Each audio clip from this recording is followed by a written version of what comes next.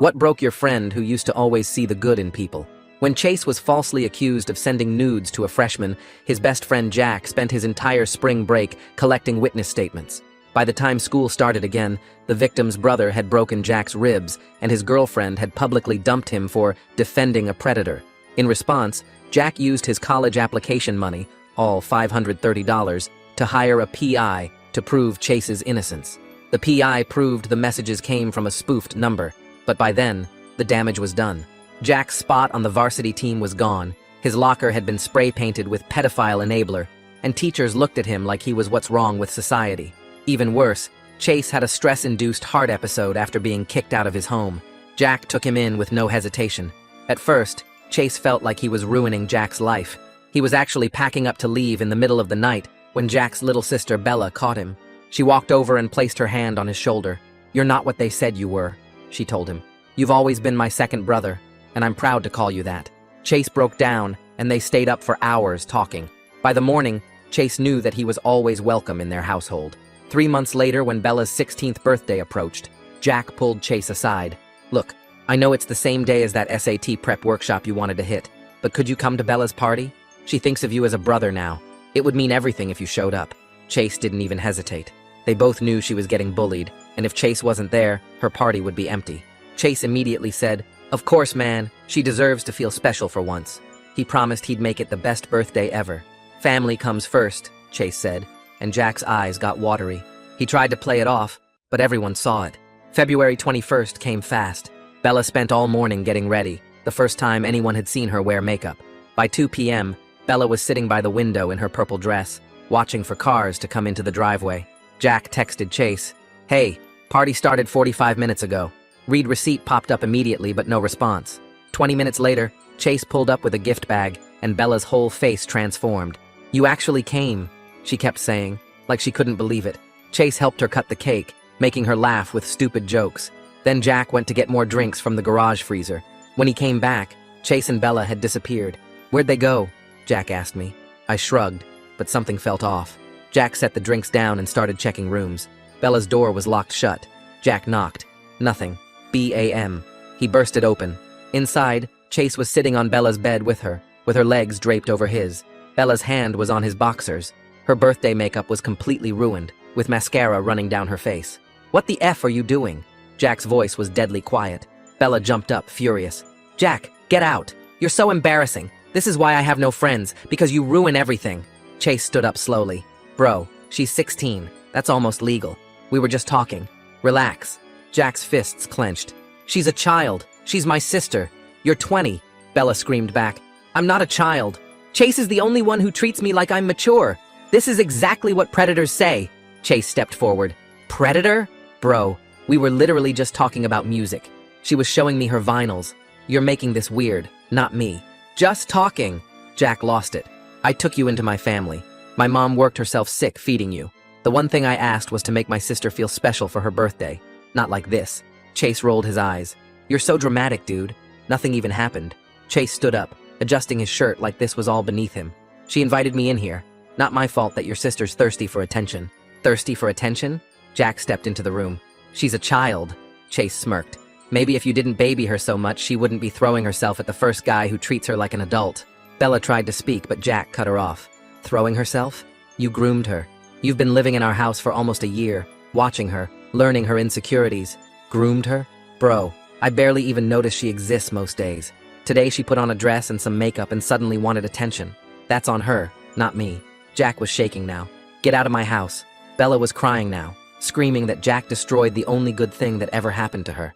"Get your crap and get out of my house." Chase laughed. The sound cut through the room like broken glass, cold and sharp and wrong.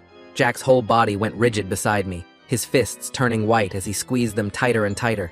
I could see the muscles in his jaw working, his chest rising and falling faster with each breath. Chase kept laughing, this sick little chuckle that made my skin crawl. Jack took a step forward, and I knew what was coming before it happened. He moved so fast I barely saw it, just this blur of motion, as he grabbed Chase by the front of his shirt with both hands. The force of it lifted Chase clean off his feet, before Jack slammed him back against the wall next to Bella's posters. The whole room shook, and a picture frame crashed to the floor, glass scattering across the carpet. Chase's head bounced off the drywall. but that smile never left his face. He just hung there in Jack's grip, looking down at him with this twisted enjoyment. Like watching Jack lose it was exactly what he wanted. Bella started screaming behind us, this high-pitched wail that made my ears ring. I grabbed Jack's right arm and pulled hard, trying to break his grip on Chase's shirt. Jack's muscles were like steel cables under my hands, locked tight with rage. He shoved me back with his elbow, and I stumbled into Bella's desk, knocking over her lamp. But the movement made him step back just enough to let Chase's feet touch the ground again. Jack's finger pointed straight at Chase's face, shaking as he spoke through clenched teeth. He told Chase he had 5 minutes to pack his stuff and get out. Chase just straightened his shirt real slow, brushing off invisible dust like nothing had happened. He walked past us toward the door, actually whistling some tune I didn't recognize. Bella tried to rush after him, but Jack moved to block the doorway. Her hand came up fast, and the slap echoed through the room louder than Chase's laugh had been. Jack's head snapped to the side, and a red mark bloomed across his cheek. Bella pushed past him and ran down the hall, her purple dress fluttering behind her. The bathroom door slammed so hard the walls rattled, then we heard the lock click. Jack stood there for a second, his hand touching his cheek where she'd hit him. Then he turned and headed downstairs, taking them 2 at a time. I followed him into the kitchen where he stopped in front of the wall next to the fridge. His right fist pulled back and drove forward in one smooth motion. The drywall caved in with a crunch, leaving a perfect hole surrounded by cracks spreading out like a spider web. Jack pulled his hand out, and his knuckles were already bleeding, skin torn and raw. He slid down the wall until he was sitting on the floor, cradling his hand against his chest. Blood dripped onto his jeans, these dark spots spreading across the fabric. I grabbed some paper towels and pressed them against his knuckles, but he didn't even seem to notice. His eyes just stared at nothing, like he was somewhere else entirely. We sat there on the kitchen floor for what felt like forever, but was probably only 20 minutes. Then we heard footsteps on the stairs, slow and deliberate.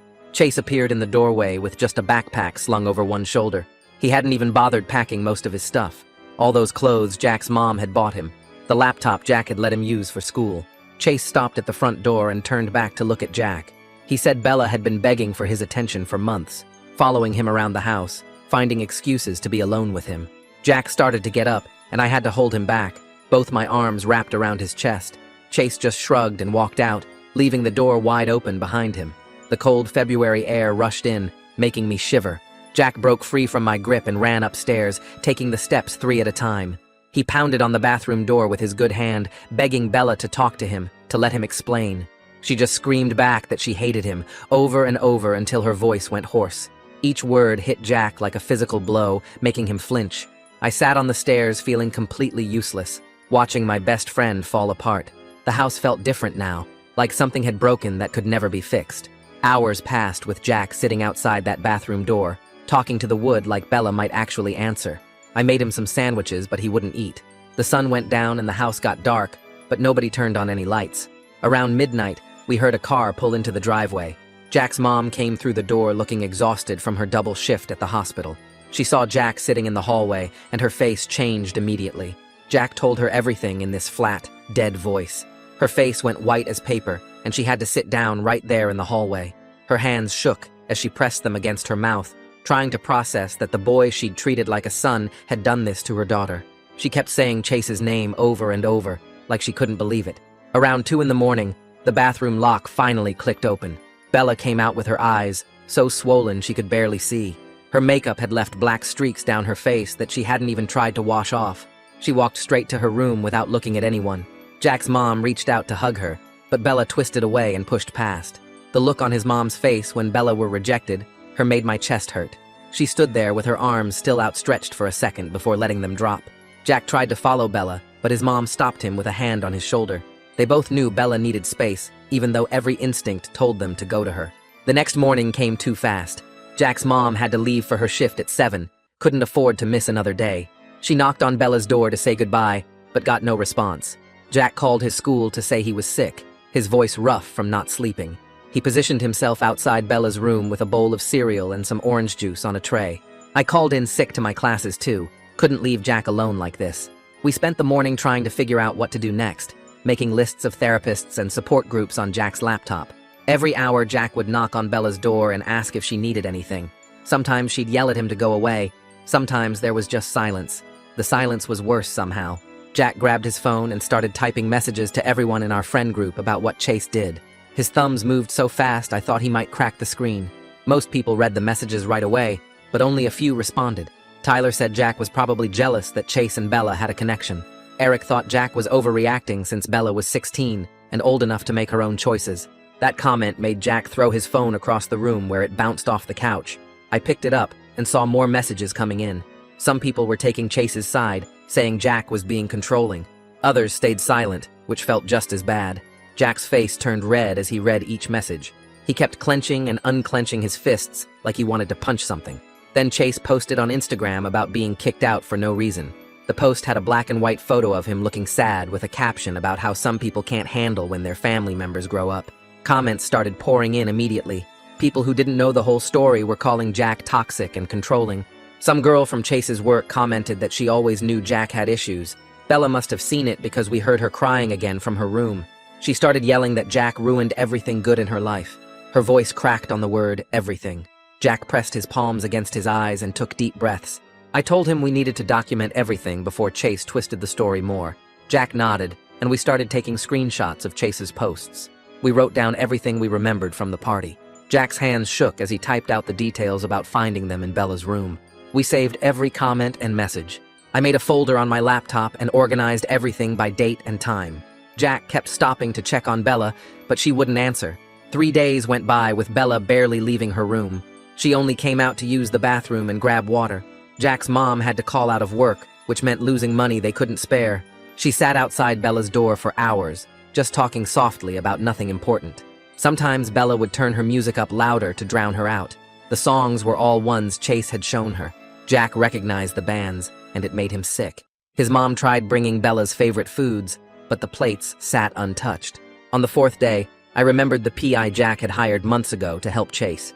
I found his business card in Jack's desk drawer and called him.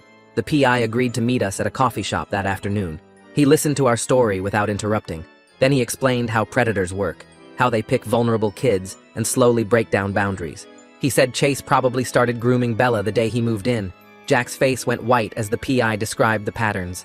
The compliments about maturity, the special attention, the slow isolation from family, everything Chase had done matched the textbook grooming process. The PI gave us resources and websites about recognizing predator behavior. Jack read every article on his phone during the drive home.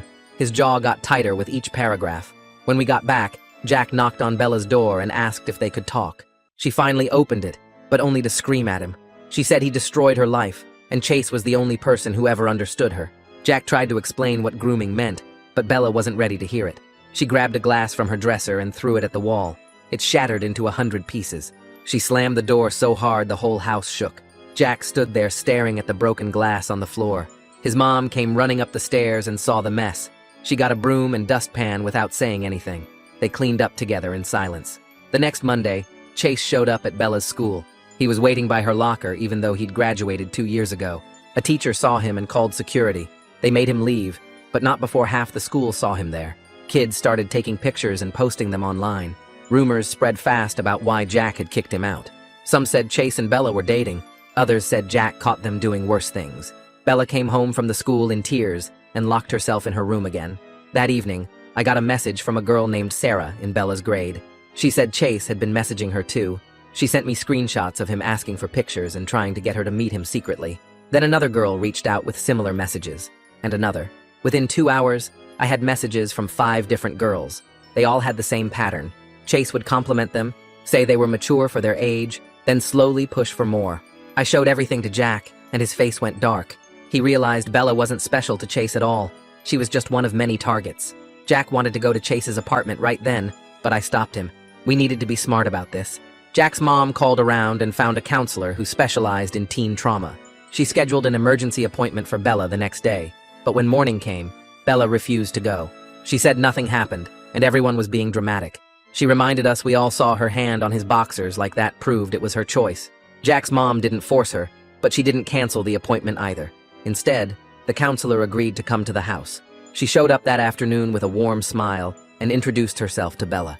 She didn't push or ask questions about Chase. She just said she was available whenever Bella wanted to talk and left her business card on the kitchen counter. The second the counselor's car pulled away, Bella grabbed the card and ripped it into tiny pieces. She threw them in the trash and stormed back to her room. Jack's mom waited until Bella was gone, then carefully picked out each piece from the garbage.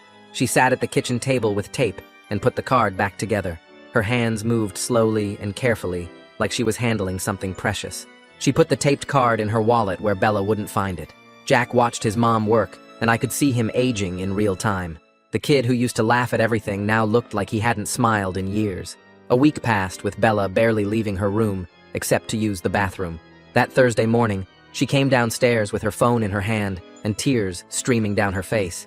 She showed Jack the screen where messages from random numbers were calling her terrible names and saying disgusting things about what she did with Chase. Jack grabbed the phone and scrolled through dozens of messages, each one worse than the last. His face went white when he realized these were probably spoofed numbers, just like the ones that started this whole mess with Chase in the first place. Jack's mom took one look at the messages and called the phone company, but they said there was nothing they could do about spoofed numbers. I suggested we could at least monitor what was coming in, so we spent that afternoon setting up parental controls on Bella's phone. Bella went crazy when she found out what we were doing. She screamed that we were violating her privacy, just like everyone violates everything. And the way her voice cracked on that last word made it clear she was starting to understand something had been wrong with Chase, even if she couldn't say it out loud yet. Jack had to physically hold her back from throwing her phone at the wall while his mom changed all the settings. The next day, I was scrolling through Instagram when I saw Chase had posted photos with some new girl who looked maybe 18 at most. She had braces and was wearing a community college sweatshirt in the pictures. Jack saw it too and immediately wanted to message her, but I grabbed his arm and reminded him what happened last time he tried to warn people about Chase. He still had scars on his ribs from where that kid's brother had kicked him. Jack put his phone down, but kept staring at the photo like he could somehow protect this girl through the screen. 3 days later, Bella must have seen the same photos, because we heard this awful wailing sound from upstairs. Jack's mom ran up and found Bella on her bedroom floor, sobbing so hard she could barely breathe. She kept saying she wasn't special at all, that Chase had just used her like he used everyone. Jack's mom sat on the floor and pulled Bella into her lap, rocking her like she was 5 years old again. For the first time since the party, Bella didn't push her away. She just cried into her mom's shoulder for what felt like hours. Monday morning, the assistant principal called Jack's mom at work. The school had decided to issue a no trespass order against Chase after multiple reports about him hanging around campus. It wasn't much, but at least it meant Chase couldn't just show up at Bella's locker anymore. Jack actually slept through the night for the first time in weeks after hearing that news. That same week, 2 girls from Bella's school contacted Jack through Instagram. They sent him screenshots of messages Chase had sent them over the past few months. The messages all followed the same pattern. First, he'd tell them they were mature for their age. Then, he'd make them special playlists. Then, he'd start asking to meet up secretly. One girl said Chase had tried to get her to sneak out at night to meet him at the park. The other said he'd offered to pick her up from the school without her parents knowing. Jack showed me all the messages, and we both felt sick, realizing how many girls Chase had been targeting while living in Jack's house. Jack wanted to take everything to the police immediately, but his mom wasn't sure. She worried about putting Bella through a police investigation when nothing technically illegal had happened that they could prove. Chase had been careful to never explicitly cross certain lines in his messages. The frustration of knowing Chase would probably never face real consequences was eating Jack alive. He'd punch his bedroom wall at night, just to have somewhere to put all that anger. School became impossible for Bella. Kids whispered when she walked by, and some even took pictures of her. She started having panic attacks in the hallways. The nurse called home 3 times in 1 week saying Bella needed to be picked up. Jack's mom had to leave work each time, and I could see the worry in her eyes about missing so much work. She'd already used up most of her sick days dealing with everything. Her boss was starting to make comments about her attendance. I started collecting all the evidence we had about Chase in one document. The screenshots from the girls, the dates and times he'd shown up at the school, the patterns in his messages. Jack wanted to post it all over social media and let everyone know what Chase really was, but I knew that could backfire legally. We could get sued for defamation, even if everything was true. So we just kept building the file, adding new information as more girls came forward. The counselor started coming to the house twice a week. She'd just sit in the living room with her laptop, available if Bella wanted to talk. The first 2 visits, Bella completely ignored her.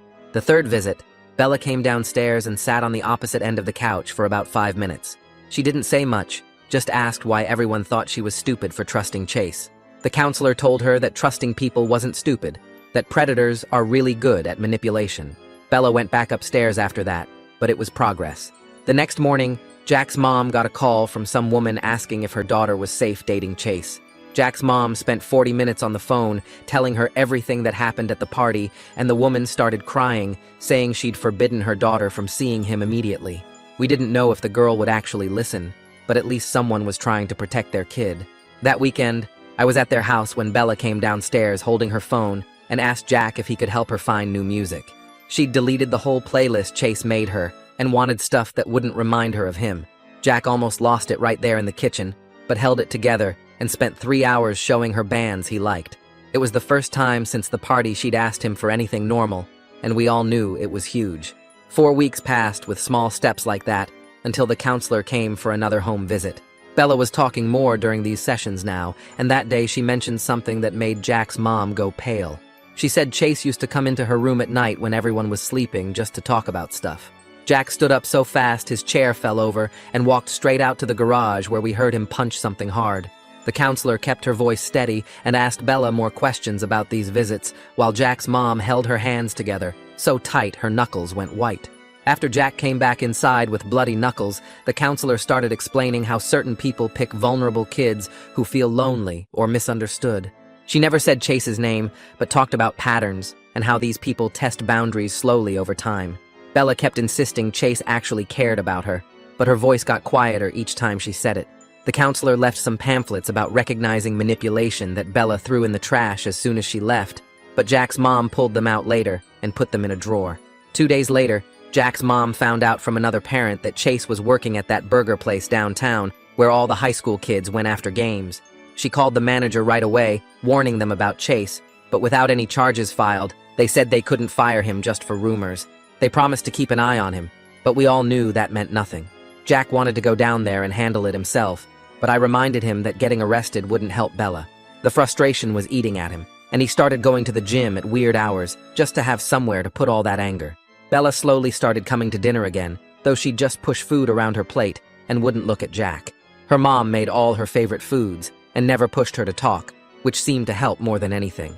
I noticed Bella's progress report came home with 3 Fs and offered to help her catch up on homework. She agreed after her mom basically begged her, and we started meeting twice a week at their kitchen table. During these sessions, she'd sometimes mention feeling stupid for believing Chase when he said she was special, and I'd tell her that trusting people wasn't stupid. She'd work on her assignments while I helped with math problems, and sometimes she'd actually focus for 20 minutes straight. The PI Jack had hired months ago sent over a package of resources about grooming prevention and support groups for families dealing with this stuff. Jack's mom started attending online meetings every Tuesday night where other parents shared their stories and advice. She'd take notes during the calls and started implementing little things like leaving Bella's door open during the day and checking in without being obvious about it. 8 weeks after the party, Bella finally agreed to try actual therapy sessions instead of just the home visits. Jack drove her to the first appointment and waited in the parking lot playing games on his phone while she was inside. When she came out after an hour, she didn't say anything, but she looked less tense somehow. They stopped for ice cream on the way home, and she actually ate half of it. We thought things were getting better until that Thursday, when Bella came running downstairs showing Jack her phone. Chase had found her on some old gaming platform they used to use, and sent her a bunch of messages about how Jack was controlling her, and their connection was real.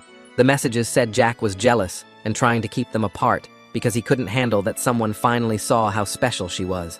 Bella was shaking as she showed us, and Jack took screenshots of everything before blocking Chase on every platform we could think of.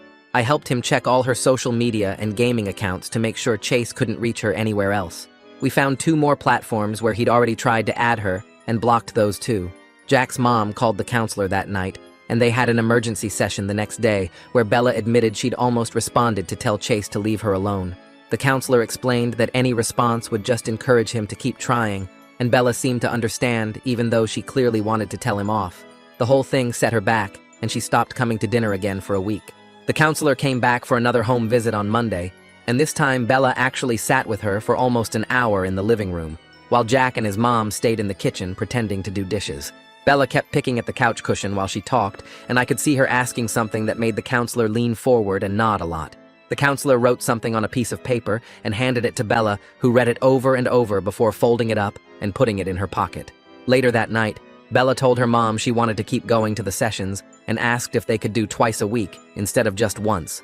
Jack called the counselor's office the next morning to set up his own appointments because he couldn't sleep anymore, and kept replaying every moment Chase lived with them, looking for signs he missed. His first session was that Thursday afternoon, and he sat in his car for 20 minutes before finally going inside.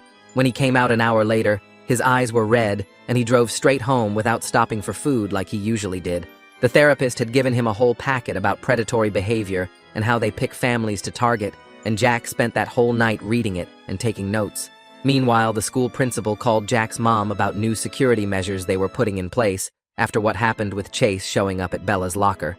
They installed a new check-in system at the front office, where all visitors had to show ID and state their business before getting a visitor badge. The security guards started doing extra rounds during lunch and after school, when kids were most vulnerable. Bella noticed the changes right away and told Jack it made her feel better, knowing Chase couldn't just walk into the building anymore. 3 weeks into her group therapy sessions, Bella met another girl who'd been through something similar with her stepdad's friend. They started sitting together during the sessions and then exchanging numbers to text between meetings. The girl invited Bella to get coffee after their session, and they spent 2 hours talking about everything except what brought them to therapy. Jack's mom saw them laughing at something on Bella's phone when she picked her up and started crying right there in the car because it was the first real laugh she'd heard from Bella in months. The other girl started coming over to their house to study and watch movies, and Bella actually started doing her homework again instead of just staring at her textbooks. Jack kept going to his therapy sessions every week and slowly stopped blaming himself for not seeing what Chase was doing. His therapist made him write down all the good things he did for Chase and all the ways Chase manipulated the situation to get access to Bella. It took Jack 6 sessions before he could say out loud that it wasn't his fault without his voice breaking. 3 months after the birthday party, Bella knocked on Jack's door one night and asked if they could talk. She sat on his bed and told him she understood now, that he was trying to protect her, even though she hated how he did it. She said she wasn't ready to completely forgive him for bursting in like that, but she knew he loved her, and that's why he reacted so strongly. Jack started crying, and Bella hugged him for the first time since everything happened, and they just sat there holding each other for a long time. The next week, Jack's mom got called into her boss's office and thought she was getting fired for all the time she'd missed, but instead, they offered her a supervisor position with better hours and a raise. The extra money meant they could keep paying for therapy without using the emergency savings, and she could actually be home for dinner most nights. The new schedule let her cook real meals again, instead of leaving money for takeout, and the family started eating together at the table like they used to. Bella decided she wanted to write Chase a letter to get all her feelings out, even though she'd never send it. Her counselor said it was a good idea and helped her plan what she wanted to say. Bella spent 3 days writing and rewriting it until she had 4 pages of everything she wanted to scream at him. The counselor came over that Saturday, and they all went to the backyard where she'd set up a small metal bucket. Bella read parts of the letter out loud while tears ran down her face, then lit it on fire and watched it burn while Jack and his mom held her hands. 2 weeks later, I was at the grocery store grabbing chips when I turned the corner and almost ran right into Chase. He smiled at me like we were old friends and asked how everyone was doing. I told him to stay away from the family and that everyone knew what he really was now. His face changed for just a second, and I saw real anger before he forced the smile back and said he didn't know what I was talking about. I said people at his job knew too, and his new girlfriend's parents knew, and soon everyone would know. He grabbed my arm hard enough to leave marks and said, I better watch what I said about him, then let go and walked away fast. I took pictures of the bruises and texted them to Jack in case we needed them later. Bella went back to the school the next Monday and stopped by the art room after her last class. Her old art teacher smiled huge when she saw her and said she'd been hoping Bella would come back. The teacher showed her the new project everyone was working on about finding your voice through mixed media.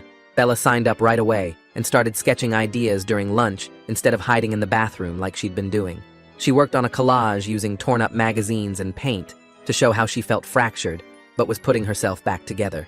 The other kids in art club were nice to her and didn't ask why she'd been gone, which made it easier to focus on creating again. That same week, Jack got a letter from the community college saying he'd been accepted for the fall semester with a partial scholarship for his grades. His mom said he should go away to a 4-year school like he'd always planned, but Jack said he wanted to stay close to home. He told her family comes first, and he meant it this time in a real way, not the fake way Chase used to say it. His mom hugged him and said she was proud of him for everything he'd done to protect Bella, even when it cost him so much.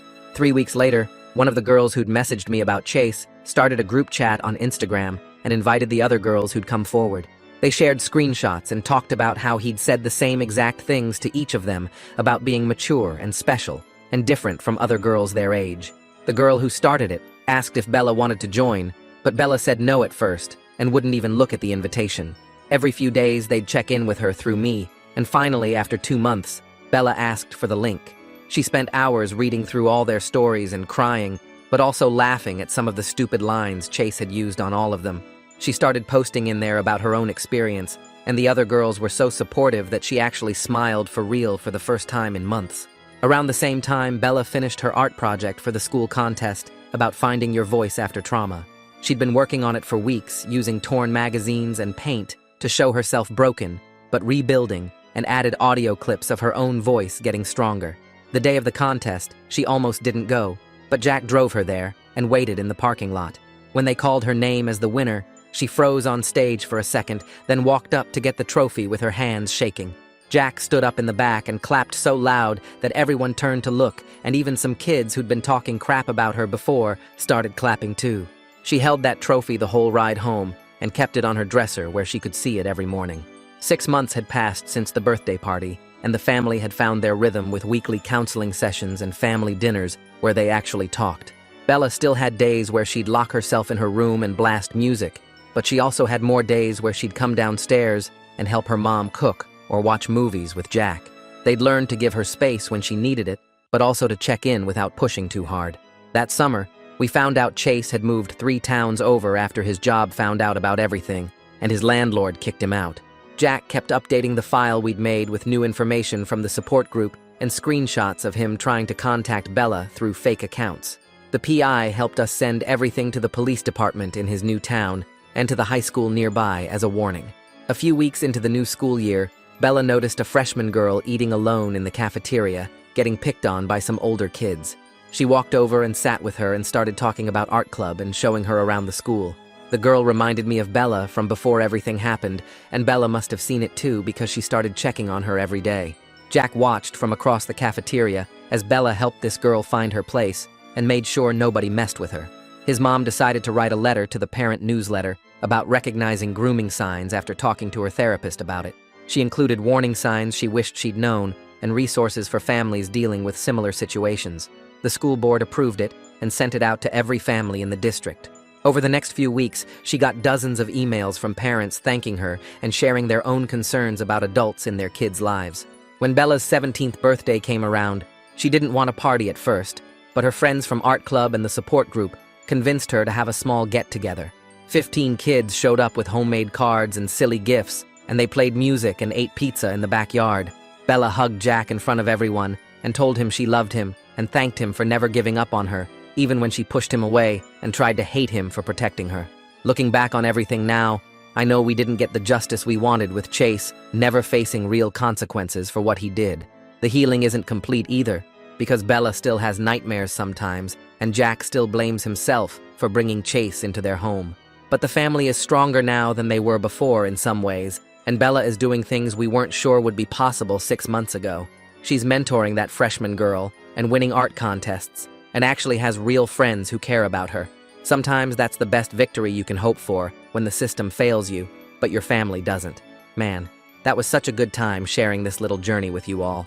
Appreciate you letting me bring a bit of excitement into your day. Until we meet again, subscribe for more content like this.